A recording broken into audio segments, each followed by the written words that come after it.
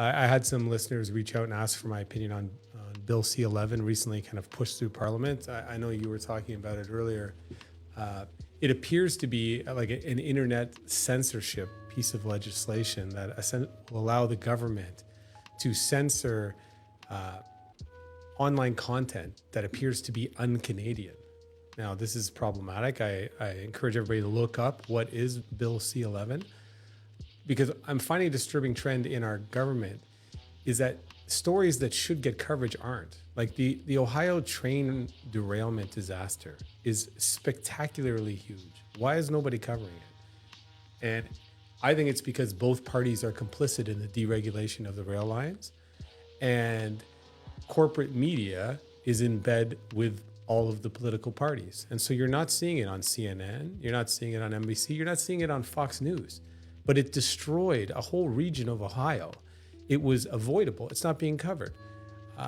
Our banks getting locked down and closed, and people's banking information being taken by the Canadian government.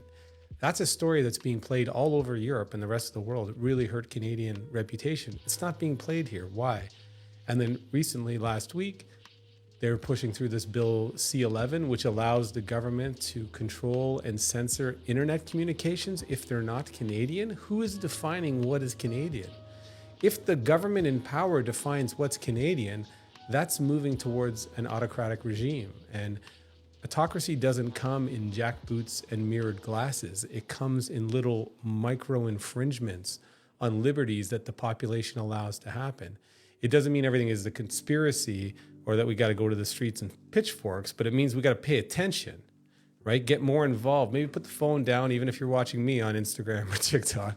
Put it down and figure out what's happening with your country, because there's all this distraction going on as piece by piece some liberties are being taken away, and you never know when you're going to be the one that's shut down if you don't pay attention.